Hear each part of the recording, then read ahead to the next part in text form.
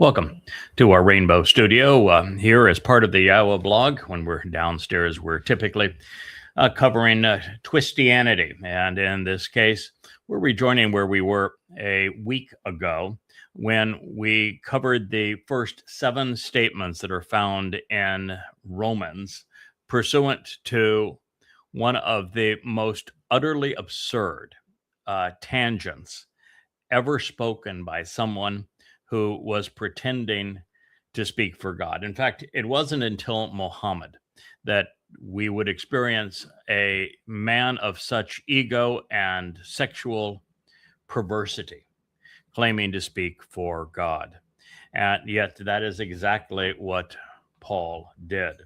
And in this case, he began by using this twisted analogy to say that a woman is somehow beholden to, and she is a slave to, the Torah of a man while she is married, and that she is liberated from it when the man dies.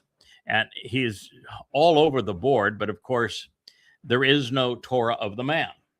A woman is not tethered to a man in the Torah. There is no such thing as a woman being controlled by the Torah of a man anywhere to be found. So what Paul was promoting, of course, was what's known as the rational fallacy of the straw man. He was creating his own argument out of a pretense that doesn't exist. And we are now pursuing that to the point where Paul is now making it personal after he has wallowed all over all manner of rational deceptions and fallacies. He is bringing this home, and he's revealing that he's a sexual pervert. He says that he would not have known that he was a sexual pervert if it hadn't been for the Torah revealing that the things he was doing were, well, grotesque. And so he's blaming the Torah, not himself, for his sexual perversions. It is a very odd position for anyone to take unless they are, well, as Paul's case, they were demon possessed. Now, there is more to all of this, and we're making fun of Paul. And the reason we're making fun of Paul is because he was the author of the first 14 books of the Christian New Testament. The whole myth of Jesus is predicated on Paul. The religion of Christianity is totally conceived by Paul. People don't know that today because there are 5 books that precede Paul's letters. But that's not how this all came to be. The first book of the Christian New Testament, from a chronological point of view, from the time that it was written, was Paul's letter to the Galatians, which is a book that we will dissect and destroy, really, in its entirety. The next 13 letters, books of the Christian New Testament, were all authored by Paul, every single one of them. There wouldn't be a gospel, which was Paul's term, by the way, until 2 of Paul's cronies, Mark and Luke, wrote these hearsay accounts based upon the creation of a false Messiah that Paul had conceived. And so Mark and Luke are nothing but the gospel, which was Paul's euangelion, according to Paul's mythology. And they were both written around 75 CE, likely in Rome, which is where Paul died in 66 CE. And neither person was in Jerusalem, not even probably in the province of Yahowah, Judah, when these events transpired, and that was 2 generations or 4 decades earlier. And then you have the book of Acts, which is Luke serving as Paul's propagandist, promoting everything that Paul did to create the religion of Christianity. So when it's all put in chronological order as the books were revealed, you have between 52 CE, when Paul invented the myth of Jesus and the religion of Christianity, the next 13 letters after that, 14 total, the first 14 books of the Christian New Testament, all authored by Paul, who committed every possible rational fallacy, who never once quoted the alleged gospel Jesus a single time. The reason he couldn't quote gospel Jesus is he didn't exist, and he wouldn't exist until a decade after Paul's death with the creation of Mark and Luke. And each time that he quotes God, Yahowah, to prove his point, he takes the passage out of context, misrepresents it, and twists it to the point that his conclusions are the opposite of what God actually said. So he never once quotes God accurately, never even once uses Yahweh's name, which also proves that he's a complete fraud. So he is absolutely not representing God because he never once quotes him accurately. And he is not representing the pretense of a Jesus Christ since he never once quotes him at all. So this is the reality. And it's one that Christians just do not understand. They've been played for fools. And they, of course, have no concept that Paul, in his second letter to Corinth, actually admitted that he was demon possessed. And they can't process any of this information. And they go on continuing to parrot the lie that there was a Jesus Christ, but there was no such individual. Now, not only does this, therefore, assessment of Paul's continued rational fallacies and overt corruption of God's testimony, even sexual perversions, therefore free Christians from that diabolical lie of Christianity. But long time ago, I would say it's at least 10 to 15 years ago, I came to realize that Paul was actually the model for the Towrahless one, for the great betrayer of Israel and the world that would be Satan incarnate, that would appear in the last days. He would appear 7 years prior to Yahweh's return, commiserate with the celebration of Shabuah, which is now just a matter of months from now. That's why I've been able to identify him, because the prophets were right clear as to who he was. And what I said 10, 15 years ago is that there will be very little difference between the personality, attitude, and approach of Paul and this person who Christians would know as the Antichrist, but who is presented as the living incarnation of Satan during the last days. And indeed, we have a man who is a world leader who is now known for his sexual perversions. Pedophile, he's a rapist, and hung with a best friend that is the most famous pedophile and rapist the world has ever known. And he is also an egomaniacal fool. I don't think the world has ever seen a more egotistical man than Donald Trump, who is this very character.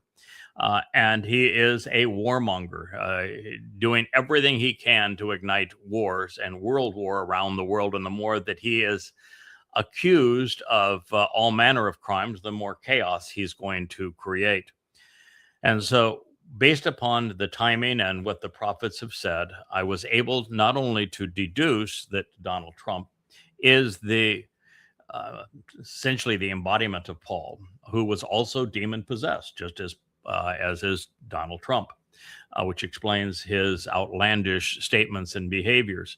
But just as Paul was a confabulator, very little correlation between what Paul said and reality, so is Donald Trump. And so by understanding the rhetoric and style and attitude and approach, the twisted perversions of the truth by Paul and his attitude, we come to better understand this character that is now Donald Trump, the demon-possessed great betrayer.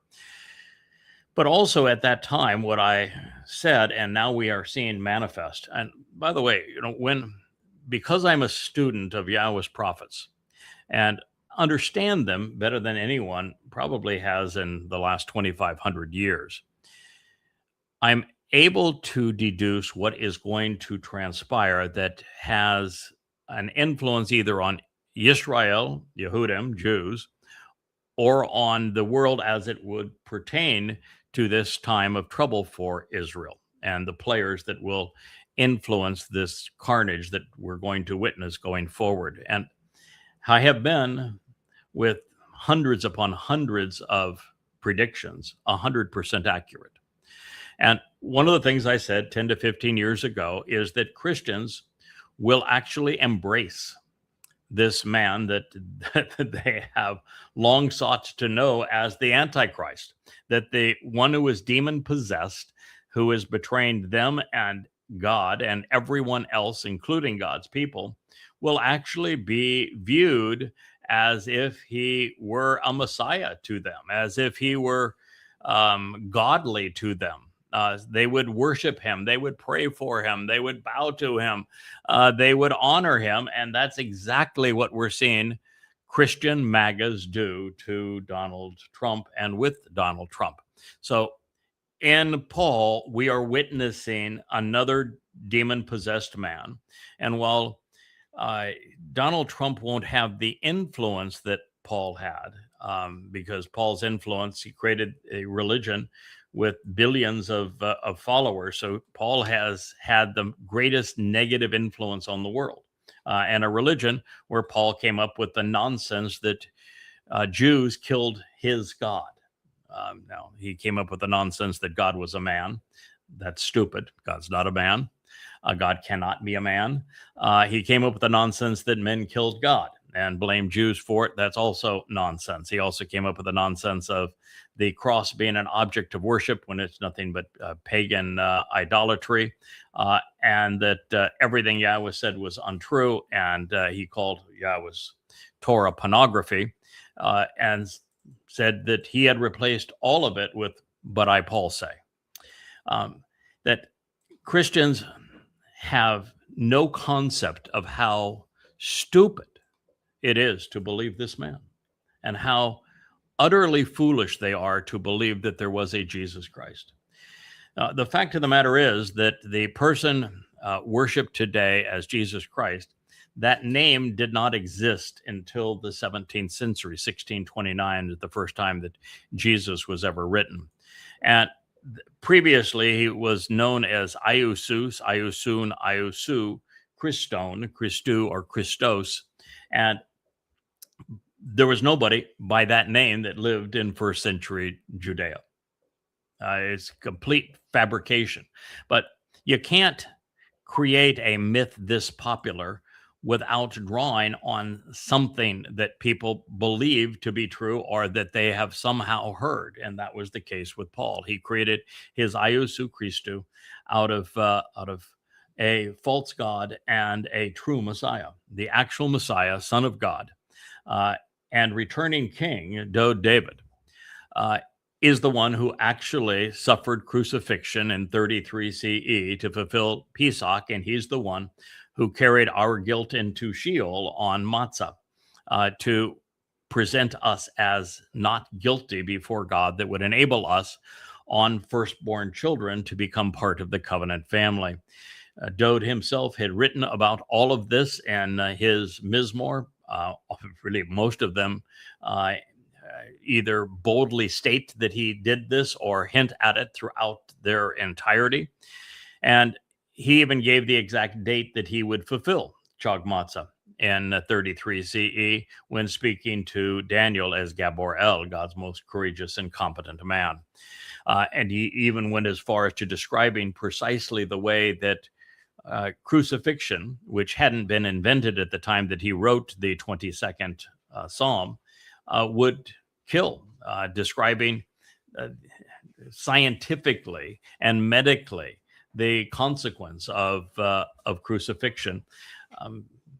500-600 years before crucifixion was even invented, and even before Rome existed. So this is a pretty extraordinary prophecy, particularly the one that gave the exact date that he would fulfill these things. But no one pays any attention to the truth because Paul's lies, counterfeiting what Dowd achieved, the product of identity theft by stealing that which belongs to the actual Son of God and Messiah, our returning King Dowd, now is believed by a ratio of close to 1,000,000 to 1 over the truth. Lies are extremely pervasive. And the other, because Dowd's life was not enough to create a religion, and if you just left it at that, people would say, well, you're just copying what was said about David. Paul also created his myth of Iousu Christou on the pagan lore of Dionysus. Dionysus was the son of Zeus. He was viewed as a man god who was born on the winter solstice, December 25th, and who died and was resurrected each year in the spring during the Sunday nearest the vernal equinox, creating the whole festival that became Easter around the Dionysian mysteries. So the turning a god into a man and celebrating an annual birth of a baby god and then a resurrection from death, he stole from Dionysus. The rest he stole as a product of identity theft from David. So this is the nature of Christianity, whether you know it or not, is immaterial to me, immaterial to the truth. The fact of the matter is, truth is truth, and religion is religion, and never the two will meet. So continuing now with the next statement that Paul ushered in Romans to establish his overall lie, and we have Qara, who's our little pup, is having some kind of a tussle with Wookiee over something that she thinks is important. So please excuse the barking dog and in the background. It reads, "But now the opportunity to excuse and the pretext, the basis for starting this whole point and creating the opportune circumstance to grasp hold of an experience, to select and be exploited by that which is evil, sinful, and wrong, came through the commandment, and it was brought about thoroughly in me, including every and all deep desire and longing." Well, what Paul is saying here is that the I'm going to assume 10 commandments. So the fact of the matter is, if you're actually up to speed with what God had to say, there are no commandments. There are 3 sweeping statements about God that are universally opposed to every religion, and there are 7 instructions that follow. There isn't a commandment in the lot of them. But Paul, being a rabbi, of course, wanted to make the Torah law when it means teaching and instruction, and he wanted to make the overall statements and instructions that God provided into commandments. That's what the religious like to do. So he is saying here it was the commandments that God said, for example, honor your mother and father, don't bear false witness, don't commit murder, don't covet your neighbor's wife, those kinds of things. Don't commit adultery, and adultery here in God's parlance would be cheating on him through religion. He says it was those things, God's instructions. And the first 3 would be that Yahowah alone is God, and that he is a liberator, one that frees us from religious and political oppression. Number 2 says, do not be religious. Don't spend any time around the religious. Don't have any religious objects in your life. Don't speak for religious gods. Do nothing that is associated with religion, because through religion, fathers corrupt their sons to the 3rd and 4th generation. And as a result, there's only thousands amongst billions who will receive the benefits of my covenant by being observant of its terms and conditions. And the third one says, there is no excuse and there is no forgiveness for those who negate the value of Yahweh's name, which of course is pervasive in Christianity, because you will not find Yahweh's name once in the Christian New Testament. So the entire religion exists to negate the value of Yahweh's name, as does Judaism, as does Islam. The three Abrahamic religions all are proven false because they violate the third statement that Yah etched in stone. So Paul is saying that the opportunity came about as a pretext for him to experience that which is evil, sinful, and wrong, that which was misleading and errant and offensive, and it all came through the commandments. Had God not etched those 10 statements in stone, that Paul would be pristine, he would be truthful, and he wouldn't be a sexual pervert. However, because God said the things that he wrote on those 10 statements, that is what caused Paul to be a sexual pervert and to be a disagreeable, dishonest liar.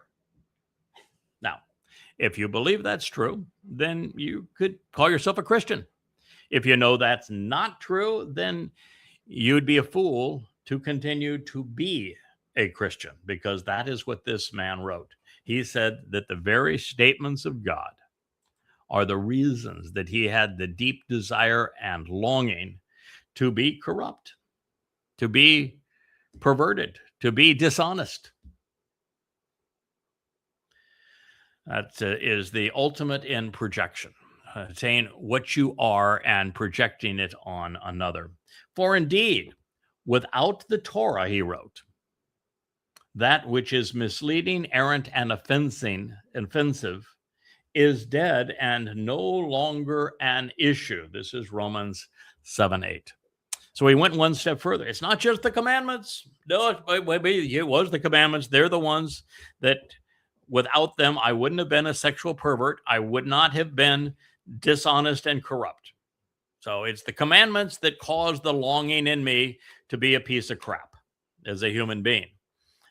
But then he went one step further. He says, without the Torah, that which is misleading and errant and offensive, about Paul, all of which is everything he wrote, is dead and no longer an issue. In other words, you would have no basis for calling Paul a liar, to call Paul deadly, to acknowledge that Paul was demon-possessed and lying about everything, including Jesus Christ, if it were not for the Torah. And that he's partly right.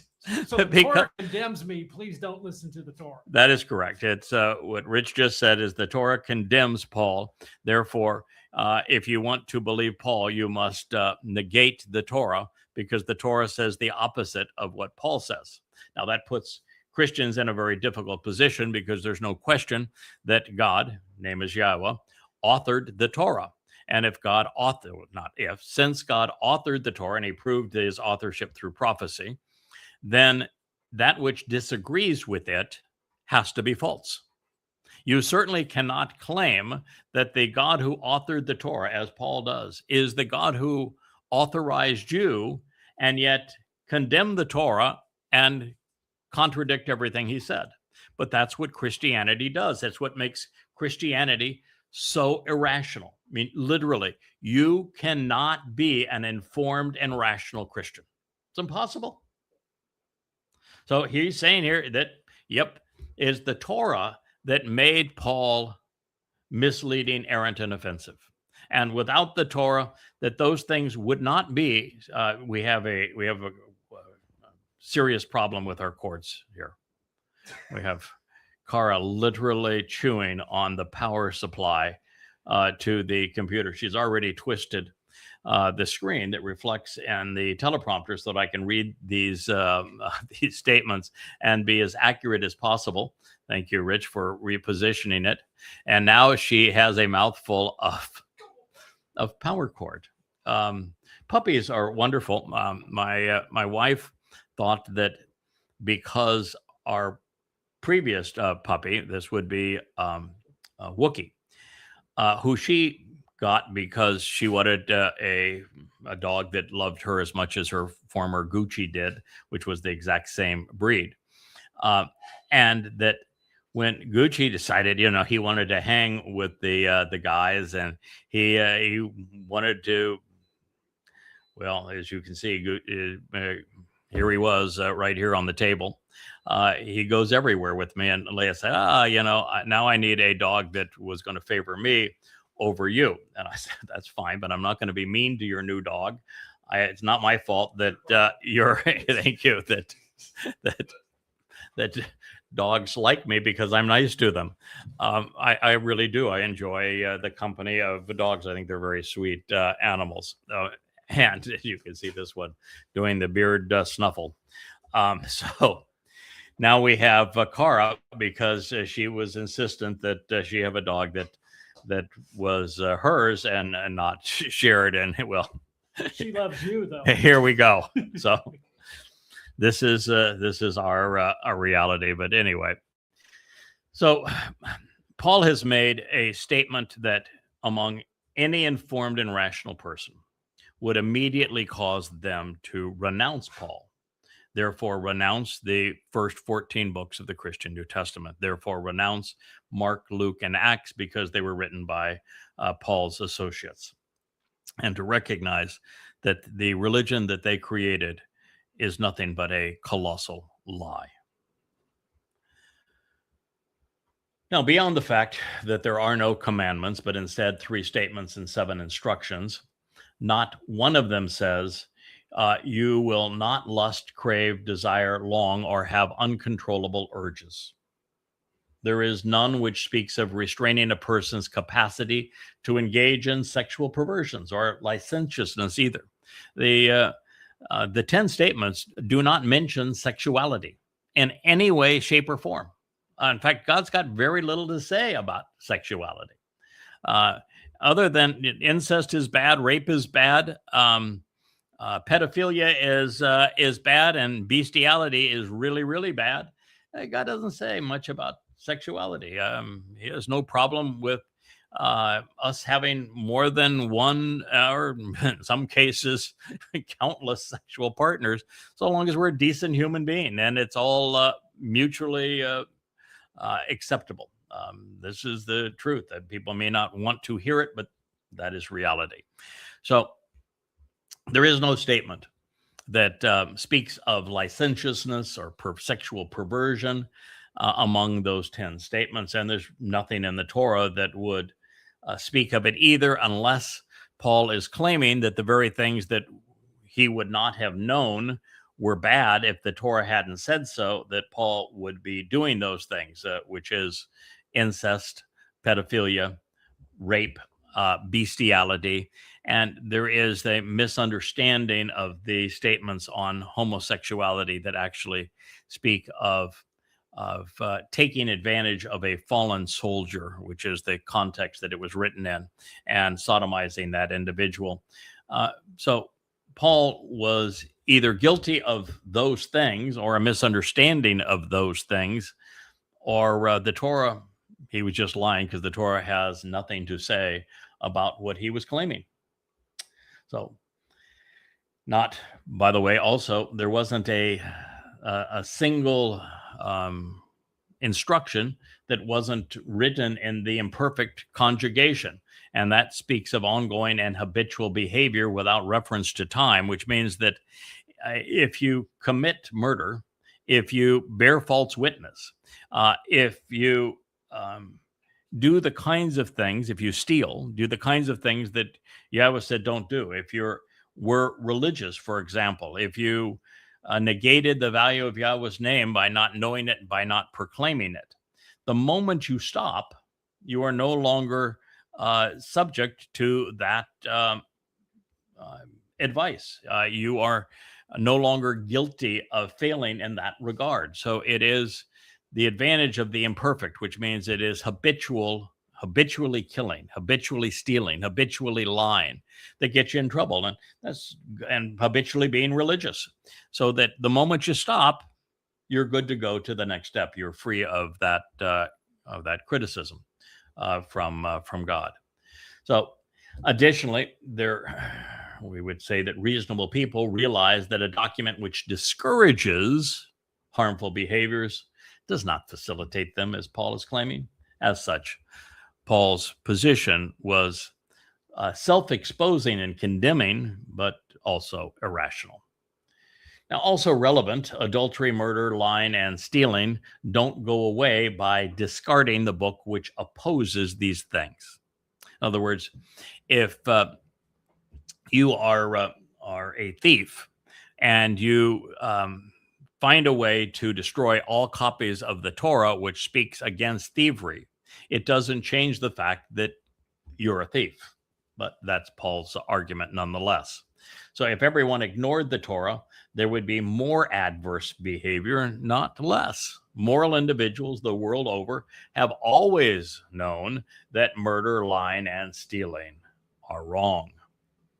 However, since Paul has been fixated on his lustful urges since he never was married, and since the only person he admits to sexually loving, or at least loving, was a young boy named Timothy, whose genitals he was fixated over and personally circumcised, which is quite an admission, certainly suggests that he was a homosexual. Especially since he said that his sexual urges were not only uncontrollable, but that he was motivated to do what the Torah disproves, at least from his perspective. And in the most specific rebuke of Paul, that's found in the book of Habakkuk, the 1st, 2nd, and 3rd chapters, what we find is that God himself, 666 years before Paul would write his first letter to the Galatians, condemned Paul by name and said that he was overly fixated on the male genitalia. So that would sort of be... I have a question. Yes, Did sir. he use the rabbinic technique to circumcise Timothy? Well, I have no clue. But he was trained as a rabbi. Oh, that technique. The technique of the chompers, huh? Which wow. Is how some rabbis, some Hasidics. Wow. Yeah. Well, that would be extremely perverted, and I do not like the sight of that in my mind. Sam, I am. You don't need to make these kind of contributions. Way too much information. Okay. I suspect that we are witnessing yet another confession within Paul, as usual, rather than blaming himself for his licentiousness, for his out-of-control sexual perversion, that Paul is simply blaming God. He is inferring that it is God who made him a pervert. Now, as an interesting aside, Yahowah does not actually condemn homosexuality, as I have said in his Torah. Only incest, pedophilia, rape, bestiality, and prostitution, as well as necrophilia. That's the one that I had forgotten. God does not want us engaged in any sexual act that would pertain to incest. Really bad. I mean, that messes up kids hugely, but it's all the way through the process. No mommy, no daddy, no sister, no children. So no incest, no pedophilia, no rape. Boy, that would get rid of the Donald. I mean, he's wanted to have sex with his daughter. He did have sex with children, and he raped a woman. So the Donald would be in real trouble. Bestiality, which would pretty much 86 a lot of Muslims. Prostitution, which, well, that would also get the Donald too, wouldn't it? And necrophilia. Necrophilia is so bad in the Islamic world that they actually have to put locks on access to the buried children of men, because fathers would go in and rape their dead daughters. So it's a really sick kind of a thing. So as you will discover throughout Yahowah, the passages which otherwise are errantly translated, we try to make a correction, because God's position on sexuality is very different than it's conveyed in Christianity that was perverted by Paul. Now, that is not to say that many homosexuals are not tormented by their sexual orientation, and many are, and that the effect it has is can be negative on their lives and their family. But I'm very keen to adjusting my attitude so that it reflects God's attitude, and I have no issue with having very close friends who are homosexuals. I don't understand it, don't want to know anything about it, as I recoiled with Rich's Haredi claim on circumcision. To me, girls are beautiful, but I'm not here to judge others and what they prefer to do sexually, so long as it doesn't violate the things that Yahowah had to say on necrophilia, prostitution, bestiality, incest, pedophilia, and rape. So the passages, by the way, which are claiming that homosexuality is wrong, are actually mistranslated. So speaking of Paul's obvious sexual conflict, a few chapters hence, we will discover that through his prophetic warning against Shaul, Yahowah exposed Paul's fascination, as I have shared, with the male genitalia, exactly, by the way, 666 years before Paul wrote his first letter to the Galatians, which is a pretty good clue. And he actually named Paul by name and designated that he would be appealing to Gentiles, that he made the claim that God actually could be killed, which Habakkuk says, is he out of his mind? You can't die, God. But anyway, it's an interesting read, and I will share it in its completeness with you on a future rendition of Twistianity. So it's almost as if God read Paul's letters before commenting on them, and that he came to the same conclusion. So, mind you, so long as he was not a rapist, incestuous, or a pedophile, and was the case with Muhammad, Shaul's sexual orientation is irrelevant up to a point. It becomes fair game, however, when he denounces what he himself practices, whether that be homosexuality or promiscuity. Beyond this, since Paul's is fast becoming a model for the man known as the Antichrist, Donald Trump, it is relevant to note that he will be a sexual pervert.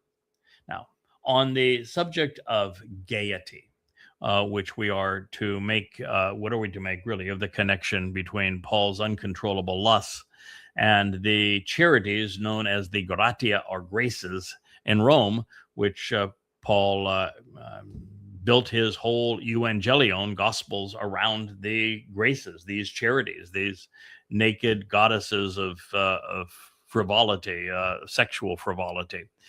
After all, the naked beauties were the pagan embodiment of lasciviousness, and they became the essence of Paul's gospels, the gospel of grace. They are the gratia in Latin. As Paul would write in Greek, they are the charities. He had the gospel of the charities, the pagan embodiment of fornication. The indulgent and unrestrained one's fixation on death continues, along with his animosity towards God's Towrah. He would write in the next sentence, presented in his letter to the Romans on behalf of Rome, the beast of Rome. So then I was living apart from and without the Towrah. But once having happened upon the commandment, the evil sin sprung to life again. He just won't leave it alone. One of the things that I learned about Satan, and I'm pretty much the foremost authority on Satan in the world today, know him better than anybody else. He is the adversary, is my adversary. We have agreed to disagree on everything, but I understand him really well. Translating the book of Ezekiel, which is his autobiography and playbook, certainly helped me understand it, but there's nothing that prepares one to understand who Satan is and what his agenda is than writing books on the Quran, of which I've written 4,200 pages. So I know this beast really well, and I know the nature of the spirit that demon-possessed Paul, who he admits, as I said in the second letter to the Corinthians, as a messenger, a demon from Satan. And one of the things that I have come to know is that those who are demon possessed are insistent upon denouncing Yahweh's Torah and denouncing his people, which is what Paul did. If you can denounce the Torah, denounce Yehudim, Jews, denounce the covenant or replace the covenant, denounce the Moedim, which Paul said if you attend them, then you have no hope of salvation. He would even go so far as to say that if you're circumcised, which by the way he was, and so was Timothy, that you have no hope of salvation, which God says if you're not circumcised as a man, you cannot participate in Passover. You can't participate in Passover. You have no way of benefiting from the door to life being opened when Dowd was crucified in 33 CE for that purpose. So it is a wicked web that they have woven. So what Shaul is saying, as I was living apart from the Torah, and that's clear. As a rabbi, he was far more interested in the Talmud. And the Torah was something to dress. The rabbis dress it up as a whore and parade it around. And the reason they dress it up as a whore and pretend to be Torah observant when they're actually Talmud observant is the Torah's presentation of Jews is horrid. I mean, absolutely horrid. I mean, it starts really with Abraham pimping Sarah out for lammies. That's not good. And then you have Yishak being hoodwinked into providing the blessing to the wrong son. And then you have that wrong son who was scheming in all manner of ways. And his 12 kids start off as obnoxious and go downhill from there. He was loving the wrong woman, a woman who had a fascination with idols. And it just almost nothing about Jacob works. And once you have the sons that become Yisrael, they immediately go into conniving mode. And then by the time you enter the time in Mitzrayim, when Moshe tries to save them from their plight, they turn on him. And then when Moshe and Yahowah released them from slavery and apartheid and genocide, they turn on them. It's so bad that Moshe said, God, why don't you just kill me? These people are impossible. And that's just a few days after leaving Choreb. In fact, while they were still in Choreb, they were building a religious idol, that golden calf. You could not have a more obnoxious group of people, and it goes all the way through, even to the waters of Meribah that were so revolting in every instance pursuant to God. And so the Torah is not this great ode to how wonderful Jews are. It's a condemnation of Yisrael and Yehudim and how they antagonize God in every possible way. And so rabbis, of which Paul was, they distance themselves from the Torah by pretending that their Talmud is an oral Torah. Of course, it didn't exist. The Talmud didn't begin to take place until the 2nd century in Jerusalem with a very crude Jerusalem Talmud, and then really not into the Talmud that Jews study today, which is the Babylonian Talmud. Babylon should have given you a clue, which was written between 400 and 500 CE. So we're dealing with 2,000 years after the actual Torah was written as a written document between Yahowah, Moshe, and the world. So as a rabbi, he can write, I was living apart from and without the Torah, because all religious Jews are, all of them. And the more religious they are, the more apart from and without the Torah they are. when they claim to be Torah observant and they give all this lip service to the Torah, they're strictly speaking of the Talmud. But once having happened apart from the commandment, the evil sin sprung to life again. So he's saying that he had to study the Torah again to try to hoodwink people into believing. But Paul say in his Evangelion gospel to the gratis, the Greek charities, and as he read it, trying to steal from it and pilfer from it, it became obvious that, yep, he was in fact a sexual pervert. So he was doing one or more of the things that God condemns: bestiality, incest, pedophilia. Who knows how old Timothy was? He was necrophilia. He was guilty of one or more of those things. And it sprung to life within him. If that's your witness, then you probably like the Quran, because Muhammad was admittedly, by the Quran and Hadith, a sexual pervert. He had sex with a 6-year-old girl when he was 66 years old. That would qualify, right? He raped the women of the men he killed routinely. So you know, you like sexual perverts and you believe they speak for God, you'll love the Quran, and you probably like the Christian New Testament.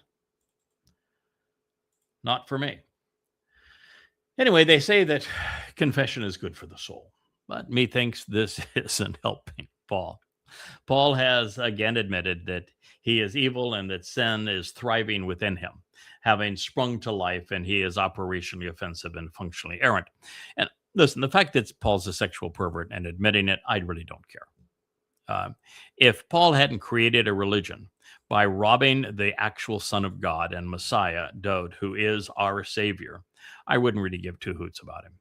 But he has created a religion, the most popular in the world, that actually robs David, of his titles and his achievements, and therefore robs the world of the knowledge of everything that Dowd has achieved, stealing his accomplishments, while also robbing people of an awareness of Yahowah's name.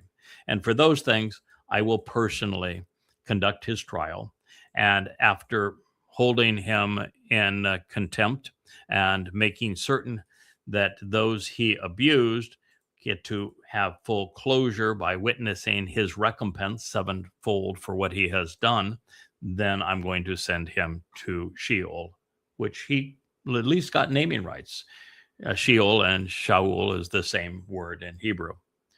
But you can be assured that I have been granted the right to condemn Paul. Actually, he condemned himself, but I get to send him to hell, and will. So if you want to believe him, if you want to tout his religion, and you want to promote it, where I am exposed to what you have said, I'll gladly do the same for you.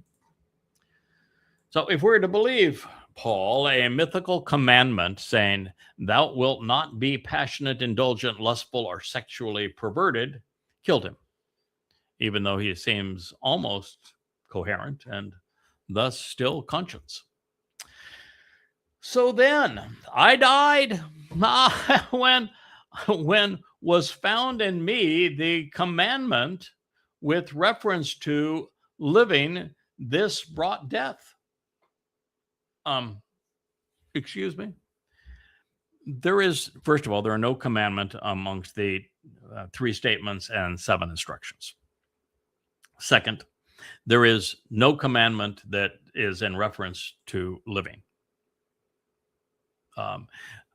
Unless you were to say that, take Haya, which means to exist, where God in the first statement says, "I am Yahowah, your God, who liberated you from slavery, and you will not exist with other gods in my presence."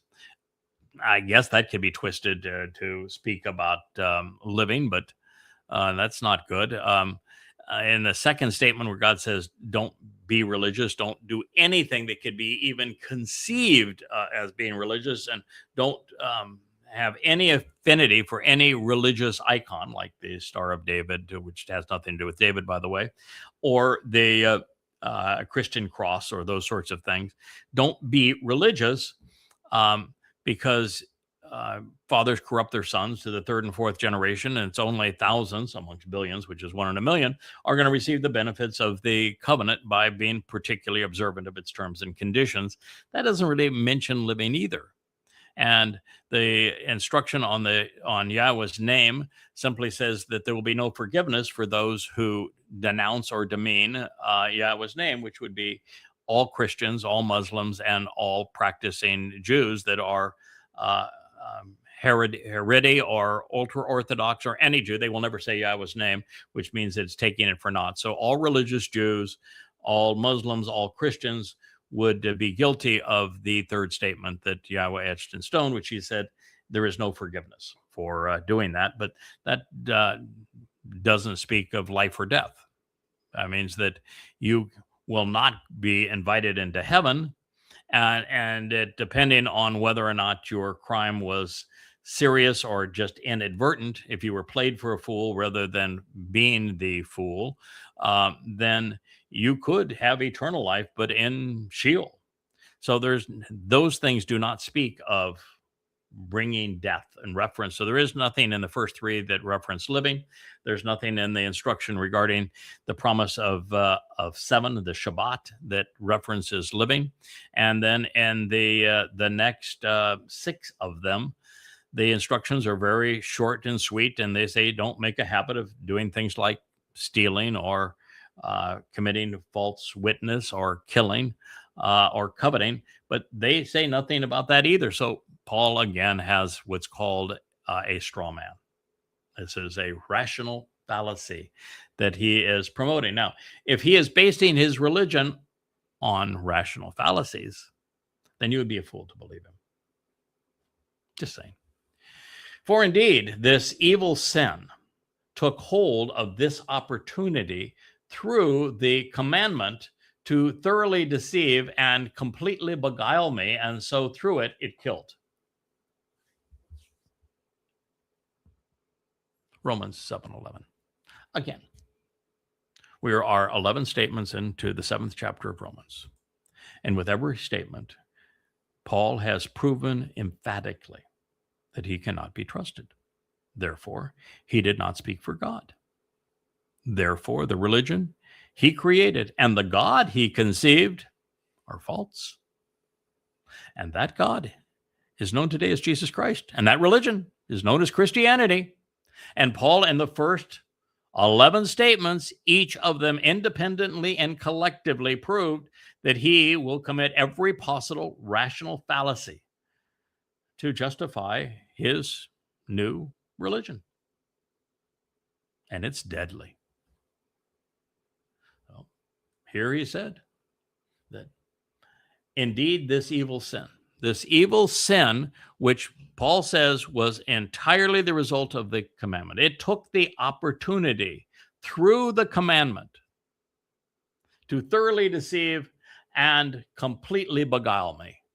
So Paul's not admitting, which is obvious, that he is the deceiver who is beguiling billions because he is contrary to Yahweh's instructions. He is saying that Yahweh's instructions are beguiling him. Now, how is it possible when, if you read any one of those 10 statements in the original Hebrew, there isn't a single statement that could be construed this way? As a matter of fact, there is one that says, don't beguile. Don't bear false witness, which is what Paul's doing right here. So, in this statement alone, Paul is admitting that God's instructions are deadly, and that the summation of God's instructions, which would be the 10 statements that he etched and stoned, killed him. And by the way, he's even wrong in that. The 10 statements that God etched and stoned didn't kill Paul. They destroyed his religion. They killed the myth of Jesus, but they didn't kill Paul. I'm here to tell you that Paul's soul will never die. It will be tormented in Sheol forever. he will wish that this was true. But I will assure you, it will not be. So this might be a good place for us to stop. I have more commentary and thoughts on this and others as we go forward with Paul's rant in the book that he wrote to his Roman overlords.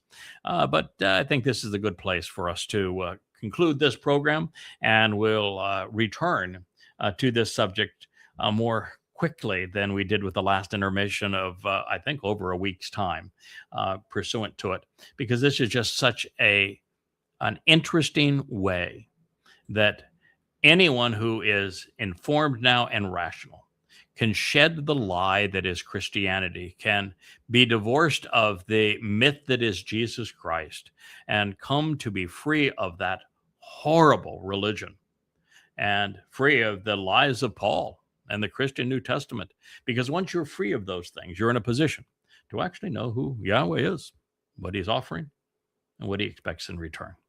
And all of this, if you want to have absolute proof that what I'm sharing with you is true, you can go to yahowah.com. Yada, to know, Yah, YAH.com, where all of the 35 books in their entirety that I have written are absolutely free to you.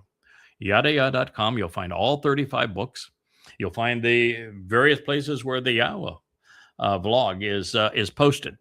And those books are presented in their entirety in page turners, which are really fun to read. I think it's a marvelous way of looking at books on your phone or a tablet or your computer. And we even make those page turners such that you can copy and paste from them, put that copy and paste into a search engine, validate the translations for yourself, or go ahead and verify anything that I have shared. It's something most people won't do. But the books are free and available in their entirety, both as page turners and as PDFs, if that's the way that you'd prefer to read them. And also, if you want to go and have a paperback version or hardback version of these books, they're royalty free at Amazon.com. So lots of ways for you to validate all of this. It's all served up for you to read for yourself, to shed your ignorance, to become rational. Your soul's worth it. And so we will return to this material, hopefully on a day later this week. So thank you for listening.